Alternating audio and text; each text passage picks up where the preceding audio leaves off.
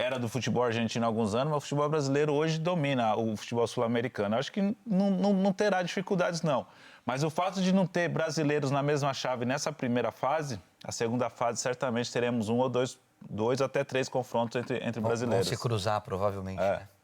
Eu falei que o Botafogo tinha dado sorte de não cair em uma chave de brasileiros.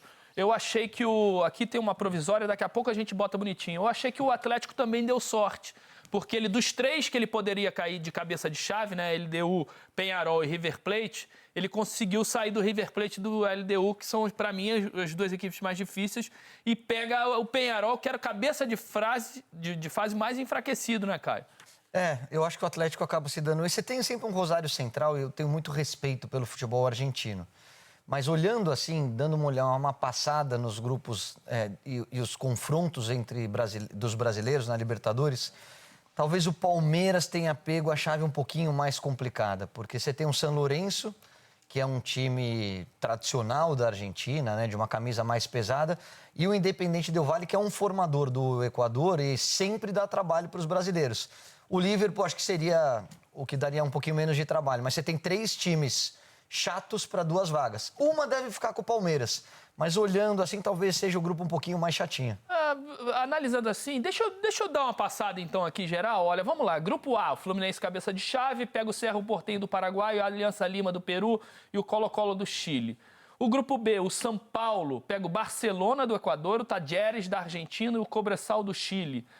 No grupo C, Grêmio, com o Estudiantes da Argentina, The Strongest da Bolívia e o Huachipato do Chile. No grupo D tem a LDU de Quito, né, que é do Equador, o Júnior Barranquilla da Colômbia, o Universitário do Peru e o Botafogo. No grupo E, Flamengo, Bolívar da Bolívia, Milionários da Colômbia e o Palestino do Chile. No grupo F, Palmeiras, Independente Del Valle do Equador, São Lourenço da Argentina e o Liverpool do Uruguai. Do grupo G, Peñarol do Uruguai, Atlético Mineiro, Rosário Central da Argentina e o Caracas da Venezuela. E no grupo H, o River Plate da Argentina, Libertad do Paraguai, o Deportivo Táchira e o Nacional do Uruguai. Ô Dodô, eu acho também que o grupo C, o Grêmio também pode ter alguma dificuldade com o The Strongest a altitude e o Estudiantes, que é um time muito tradicional, tetracampeão da Libertadores. E acho que o São Paulo também com o Barcelona dos últimos 5 anos, é o único time fora de Brasil e Argentina que chegou nas semifinais 2 vezes. E o Talleres da Argentina também, que sempre incomoda, né? Eu acho que no panorama geral, assim, eu acho que todos os brasileiros têm boas possibilidades de passarem todos. É claro que você vai encontrar um adversário ou outro que tem mais qualidade e tem a questão da altitude, como a gente falou aqui. Mas eu acho que eu gostei do sorteio e os brasileiros acho que não vão ter vida fácil, porque Libertadores nunca tem vida fácil, mas eu acho que todos vão passar dos grupos. Você de casa também pode participar com a gente, manda tua mensagem, diz aí o que você achou do sorteio, do seu time, você acha que seu time vai passar fácil, vai ter dificuldade para passar de fase. Tá aí o QR Code, você pode só apontar a câmera do seu celular que você já entra direto no nosso bate-papo e começa a falar com a gente durante o programa. Grafa, aqui estão os grupos, Flamengo com muita facilidade nesse grupo E, com Bolívar, Milionários e Palestinos? Não, facilidade não, mas é um grupo tranquilo, né? Que não muitas... Vai tomar gol nesse grupo aí, o Flamengo? Acho que o Flamengo vai tomar gol só na semifinal, se chegar.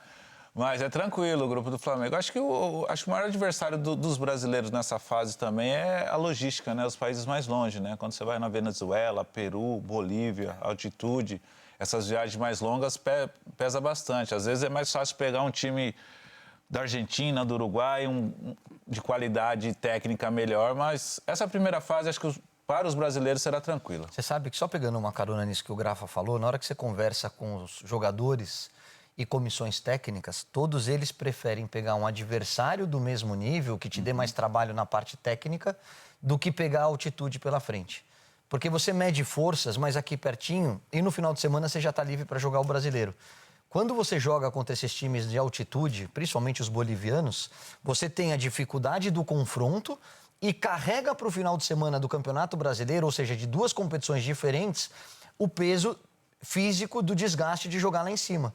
Então, A gente tem uma avaliação muito técnica. Nessa questão de logística, Caio, quem que você acha que tem mais facilidade? O Fluminense, por exemplo, vai a Assunção, que é rapidinho, Colo-Colo no Chile, ali em Santiago também é um voo não tão longe, Lima um pouquinho mais longe, né? Mas também é uma capital, é um voo mais fácil de se fazer.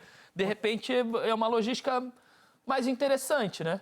Em cima disso, analisando a altitude, talvez o Galo tenha se dado bem, né? Porque são viagens mais curtas. São viagens que você vai até fora de casa. Mas Caracas é longe, hein? Caracas é bem altitude, longe. Né? Mas é um tiro até lá em cima, é bem longe. Caracas deve dar umas 7 horinhas de viagem. Tudo isso? É. Achei que fosse mais perto. Olha só, Fluminense, Cerro Porteño, Colo-Colo e Aliança Lima. Desses, que vocês acham que vai ser o adversário mais difícil? Quê? Quem você acha que é o adversário mais complicado para o Flu? Olha, a gente vai falar um pouquinho dos times, né? O Aliança Lima tá em 7º hoje no Campeonato Peruano. O Colo-Colo tá em 6º no Campeonato Chileno.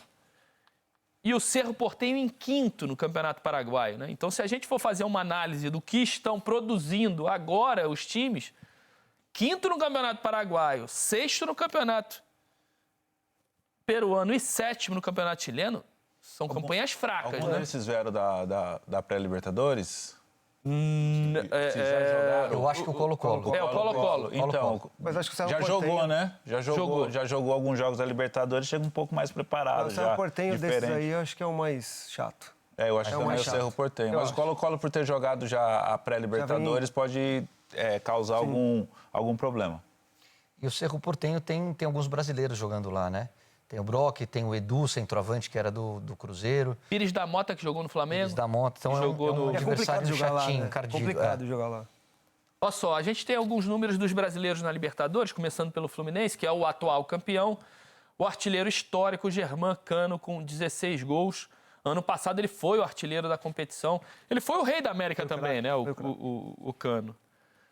Então eu acho que o Fluminense não terá muitas dificuldades nessa chave, até por logística e pelos confrontos contra esses times que estão mal nos campeonatos nacionais, né?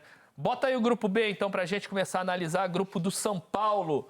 São Paulo tricampeão há muito tempo, né? Que não entra com uma expectativa tão grande, né, Caio?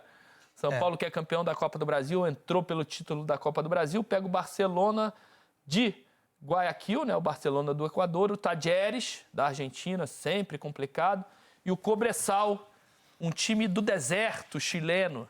Alguém já jogou no deserto aí? Eu já joguei em Calama contra o Cobreloa 2004 pelo São Paulo, Também no Chile, né? também do Chile. Mas dessa chave do São Paulo, apesar do São Paulino hoje estar de cabeça quente por conta da desclassificação, é um grupo difícil. Porque você pega um Barcelona, você já trouxe a informação, é um time que sempre está chegando nas competições internacionais. Você tem um Talleres, que é um time argentino que já tirou o São Paulo, inclusive, de uma pré-Libertadores alguns anos atrás. O Cobresal, não. Esse aí acho que é vice-lanterna do campeonato chileno. Esse aí deve somar um total de 0 pontos durante a chave. O Barcelona está em 8º no equatoriano, né? Só que só tem 3 jogos ainda disputados. O Talleres está em 3º na chave que ele disputa no campeonato argentino. E o Cobresal é o vice-lanterna no campeonato chileno. Então, tu acha que o Cobresal não faz nenhum pontinho, cara? Nenhum.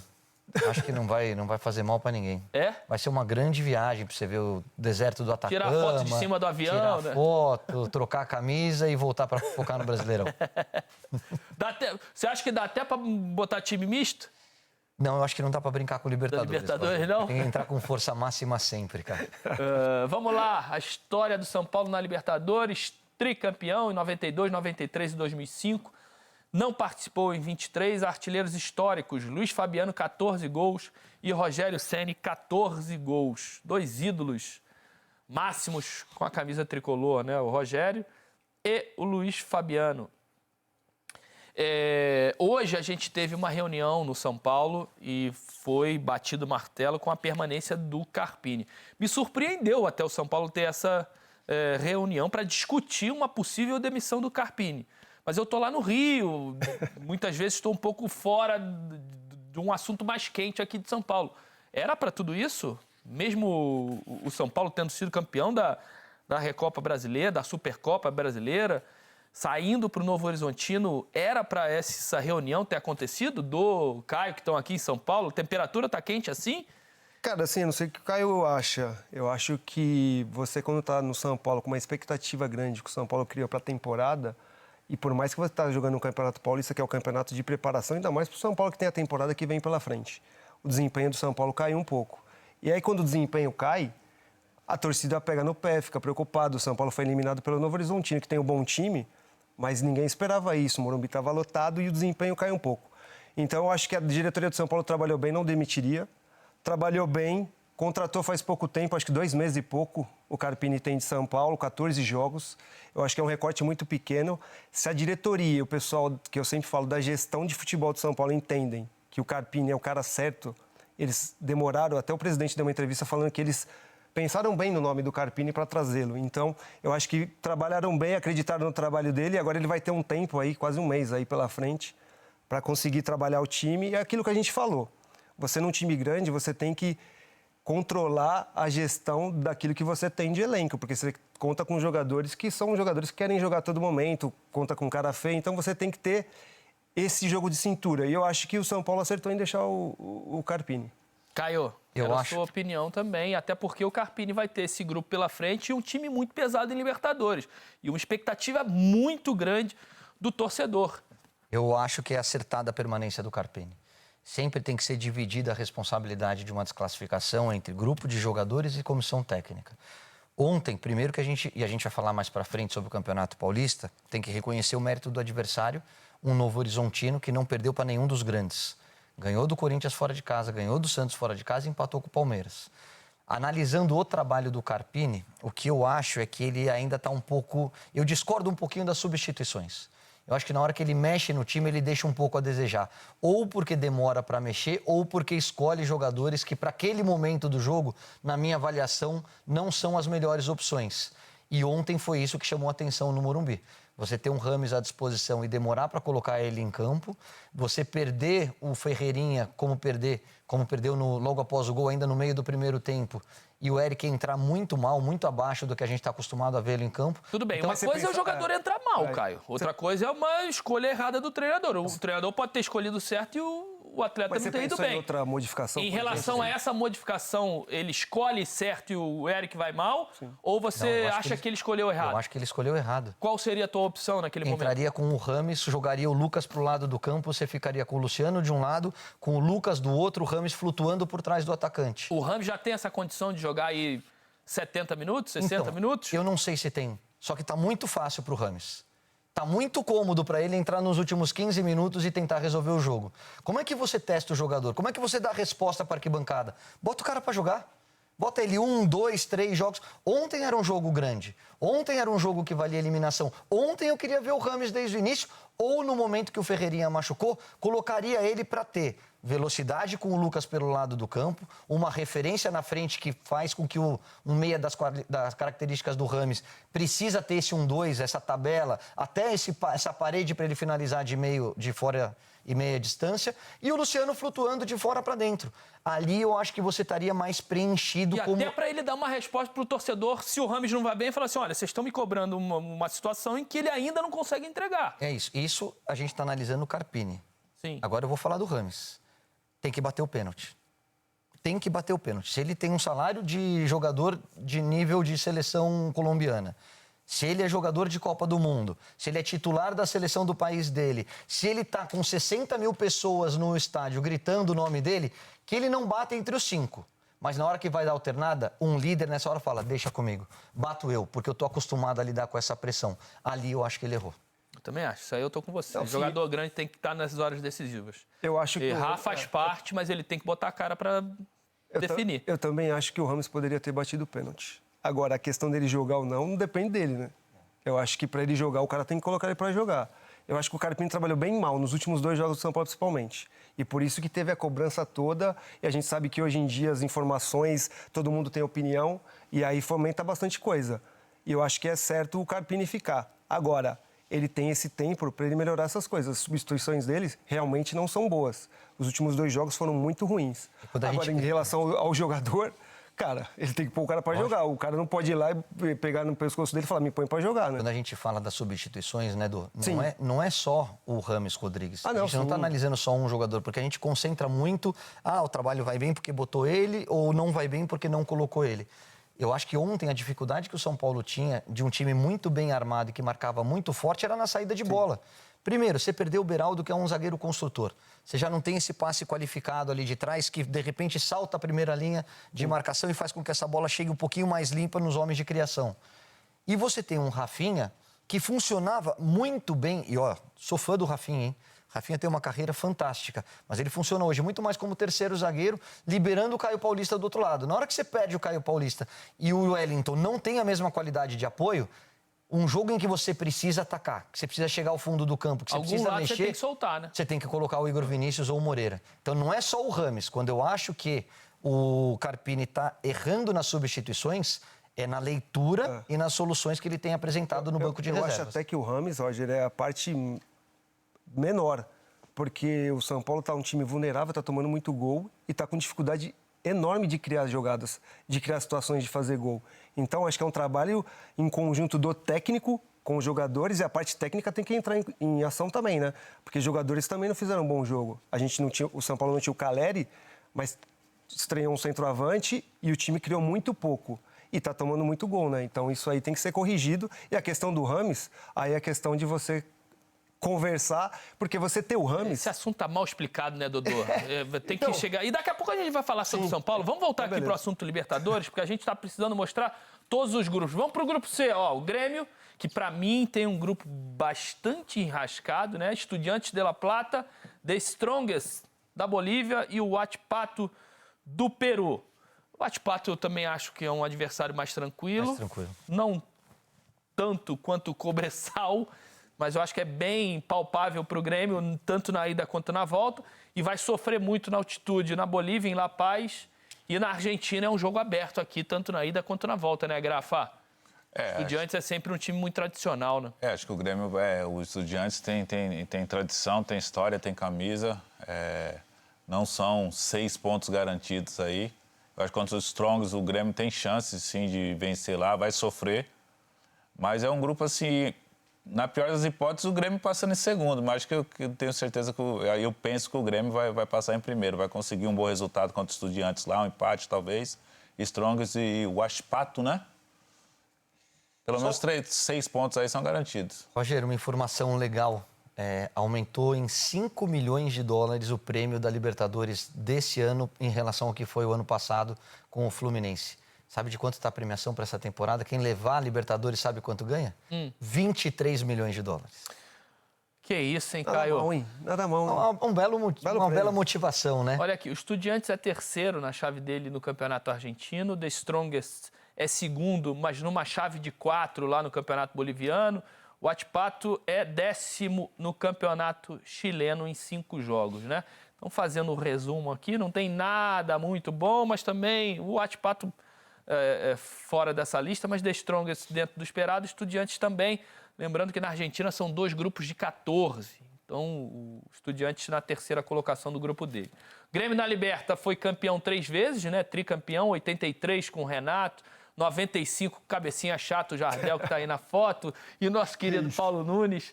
E 2017, naquele time do Luan, do Arthur, timaço também, que ganhou do Lanús na final. Em 23 não participou e o artilheiro histórico é o nosso cabecinha chata, mais português do Brasil, o Jardel, cearense mais português brasileiro. Abraço, meu querido. Então, no grupo C a gente fecha com o Grêmio classificado também, né? Grêmio Estudiantes? Grêmio Estudiantes. Fecha, Dudu? Fecha, Grafa? Fecha. Pode acontecer alguma coisa aí, mas Grêmio Estudiantes. Vai que... Pode acontecer o quê, Grafite? Rapaz... O que pode acontecer? Sei não, velho. O The Strongest? Talvez, pode tirar os argentinos? fazer 3 jogos bons em casa, conseguir 9 pontos, já pensou? Vai São fortes lá, bem... né? Quando vem pra cá... 2005 São Paulo joga lá, 2005 nós jogamos lá, foi difícil, foi 2-2, se eu não me engano. É difícil jogar lá, não é fácil não. Não, lá é sempre difícil, né? E cada vez mais o sofrimento a gente mostra os brasileiros. Lembrando que o Fluminense foi agora disputar a Recopa em Quito, né? tomou. Sim. 1-0 lá e teve que vir no Maracanã para reverter o resultado. Roda aí, do C a gente vai pro D. Grupo D é o grupo que até a última bolinha não tinha brasileiro, mas saiu o Botafogo, é a LDU de Quito, Júnior Barranquilla da Colômbia, Universitário do Peru e o Botafogo. Botafogo entra forte, né? Depois dos 2 jogos contra o Bragantino, ganhou no Rio, empatou 1-1, que o Bragantino já é uma equipe forte, né? Então se consolida nesse grupo, para mim até como favorito. Para mim é o melhor time do grupo, o Botafogo. Hein, Dodô? Eu também acho. Eu acho que o Botafogo, depois que classificou entre os 4 para a fase de grupos da Libertadores, tirou um peso. Isso é fundamental para o time ter um pouquinho mais de tranquilidade e confiança, tanto que a torcida nem está dando muita importância para o Campeonato Carioca que ficou para trás. O LDU sempre é chato. O LDU é um time duro, chato, jogar lá nunca é legal. E o Júnior de Barranquilla sempre tem aquela questão do jogo colombiano, forte, técnico. Eu acho que o Botafogo é o favorito, mas não vai ter facilidade, não. Só lembrando, o Botafogo hoje confirmou a contratação do Oscar Romero, né? Eu acho que sim.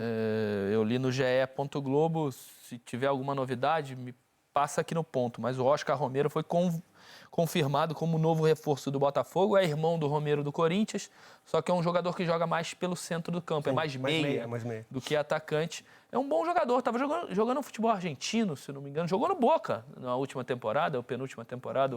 E é importante São Lourenço. São Lourenço, eu acho. É importante você ter jogadores, um elenco que te proporcione, de repente, disputar mais de uma competição em alto nível.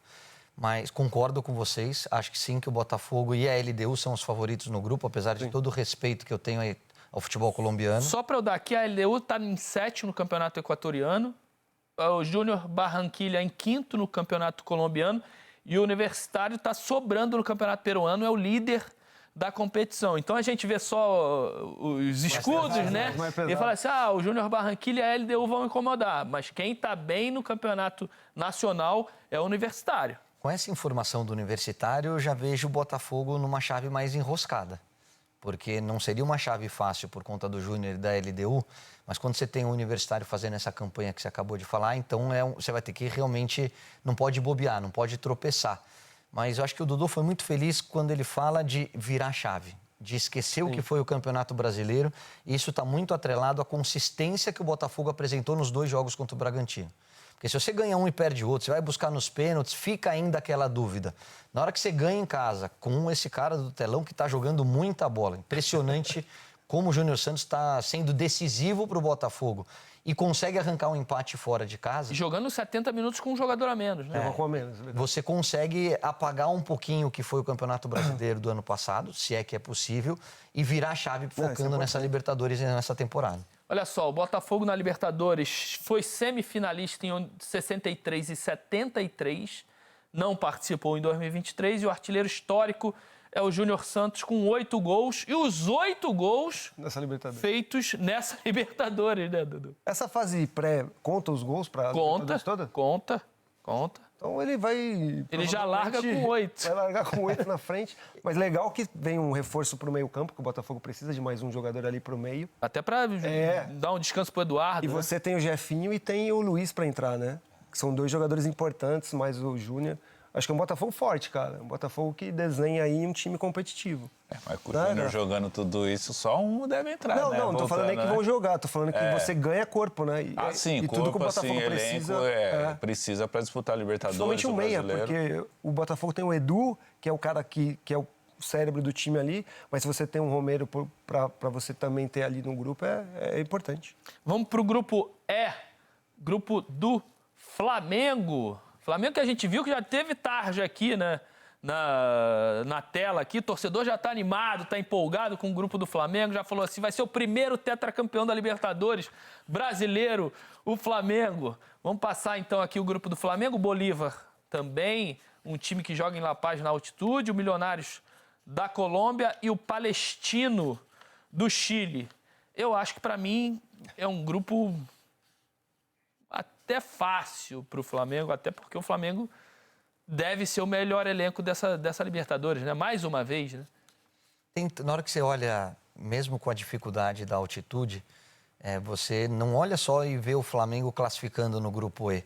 você vê potencial para ele ter a melhor campanha da primeira fase. Porque os adversários realmente, respeitando novamente a altitude, não estão à altura do Flamengo. Pelo que o Flamengo tem jogado, pelo nível de investimento, pela forma como esse time arrumou essa defesa depois da chegada do Tite, eu acho que vai nadar de braçada. E isso conta bastante, né? De você ter a melhor campanha, né? Até a final, né? Porque Você você vai resolve jogando todos sempre em casa. jogando em casa. Isso tem que...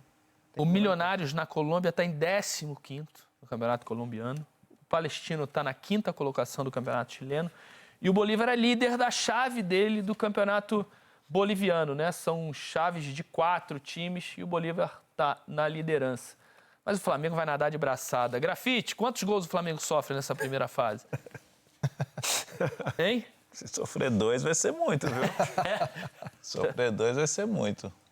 Tá, mas tá vivendo... Um na altitude, aquela bola vadia que vem balançando, né? Um chute de média distância, aquele chute que é enganado, o cara pega na cara dela. O Palestino do Chile classificou na Bacia das Almas, né? Venceu a ida 3-0, né? Tava perdendo 3-0 a volta. Não, venceu por 3-1 a ida, tava perdendo 3-0, fez um gol e acabou se classificando nos pênaltis.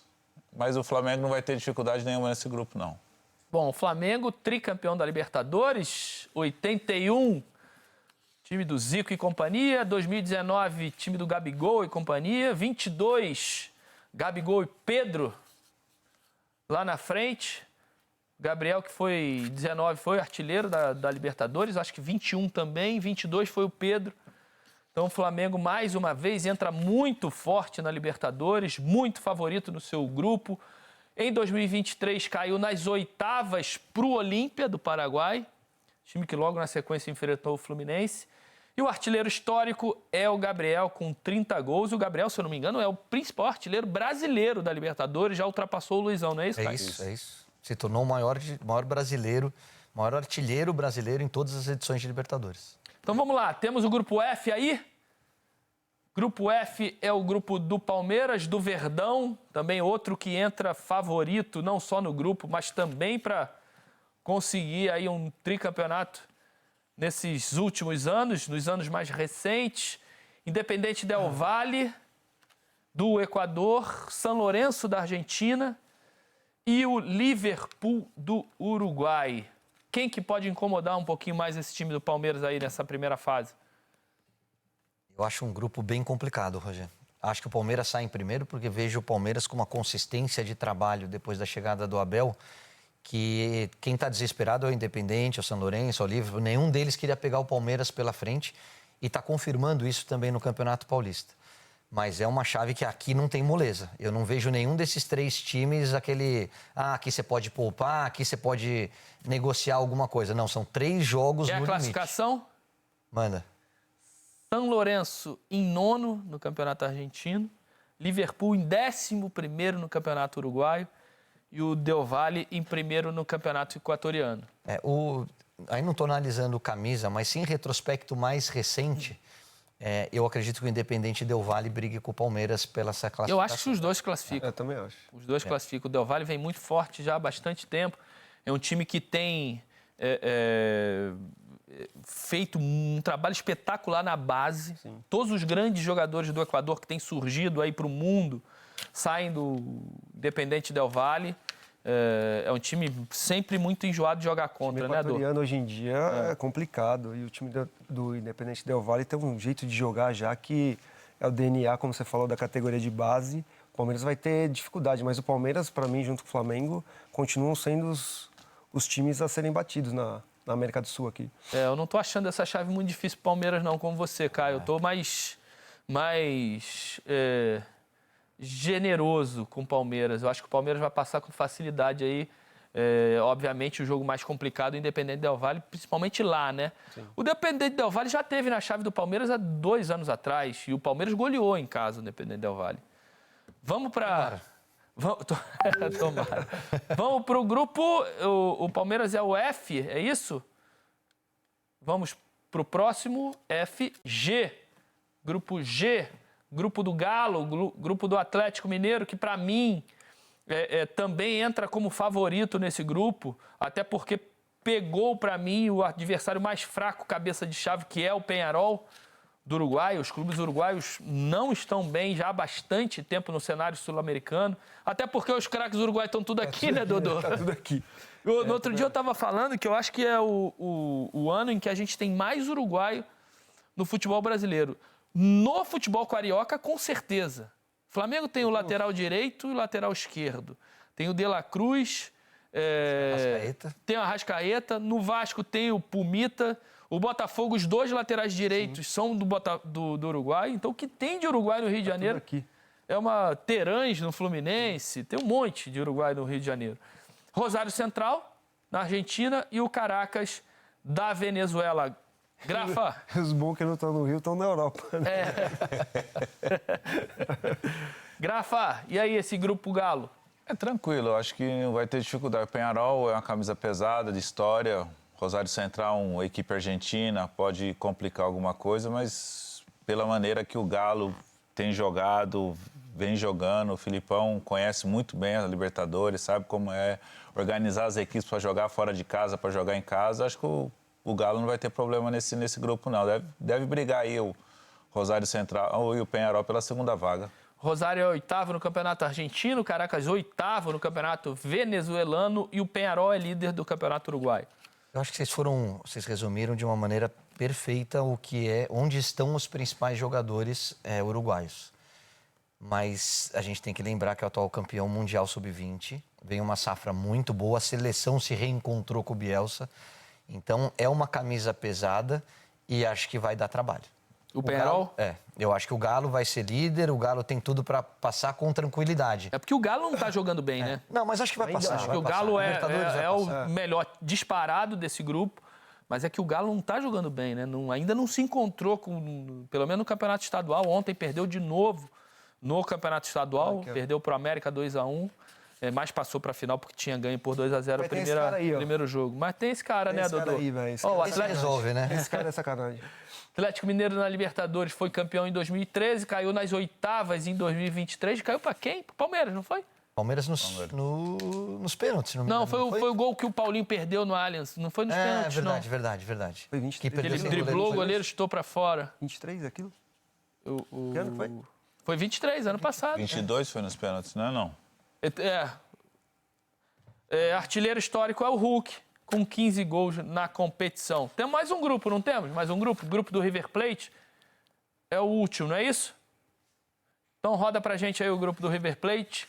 River Plate, Libertad do Paraguai, Deportivo Táchira e o Nacional do Uruguai. Alguma dificuldade pro River aí?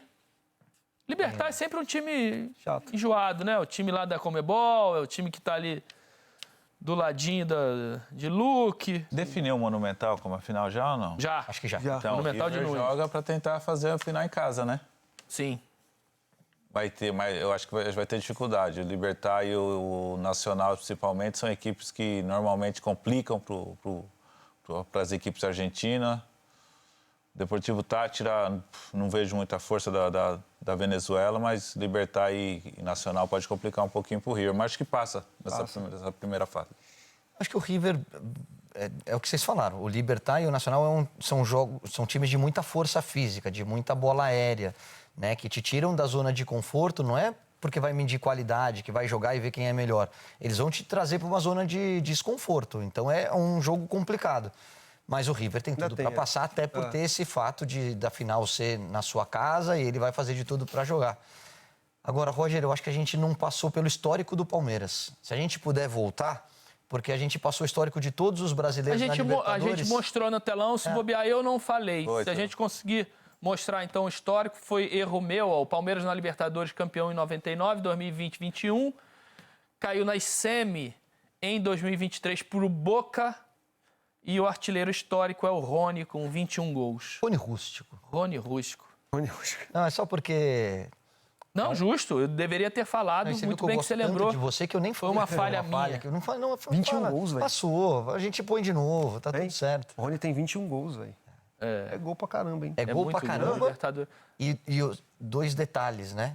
Tanto o Gabigol como o Rony, que são os maiores artilheiros de Flamengo e de Palmeiras em Libertadores, hoje Estão não no são nem titulares. Estão no banco. Hoje são opção para entrar durante o jogo. Pra você ver como o futebol muda e para você ver como esses dois elencos são muito fortes. E para mim, volto a dizer, são os dois favoritos Eu acho. brasileiros, mais uma vez, para essa competição.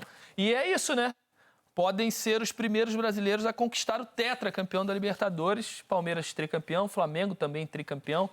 Mas São Paulo também... e Grêmio. né?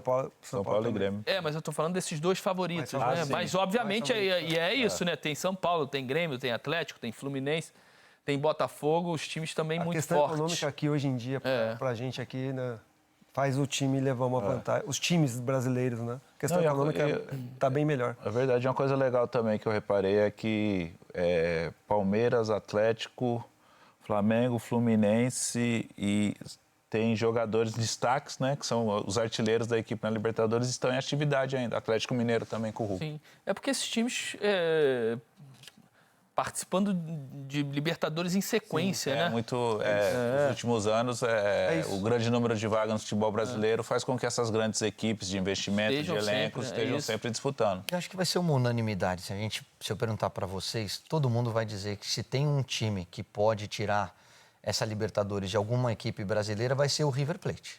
Sem Concorda? dúvida. E até Mas pela final lá Mas também. vocês veem, além do River, algum time em condições de surpreender?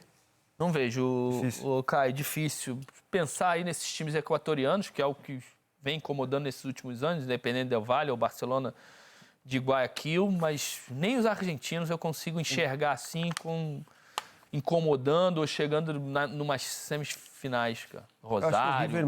o River Estudiantes muito em esse ano função- pode vir forte também. O River muito em função de ter a final no Monumental, isso vai criar uma atmosfera legal para jogar lá.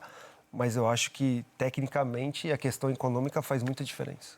Os brasileiros estão muito na frente. Você, Grafá. Não, o futebol brasileiro, nós falamos há pouco dos uruguaios que atuam no futebol brasileiro, né? Que atuam na seleção. O futebol brasileiro virou assim um oásis assim para os jogadores sul-americanos. Até o ano passado nós tínhamos o Nacho jogando aqui, que veio do River. Hoje nós temos Borré, muitos jogadores do Internacional que chegou agora. Ué, tiramos o De La Nacho Cruz do River, né? no Atlético. Tiramos o futebol brasileiro, De La tirou Cruz. o principal seja, jogador do River e traz aqui o futebol brasileiro. é protagonista e será protagonista nos próximos anos aí no cenário de Os mais jovens, sul-americano. né, de potencial, claro que vão para a Europa, mas aqueles que não vão para a Europa, o futebol brasileiro é o lugar ideal para você, até para uma segunda Sim, partida depois. Né? Lembrando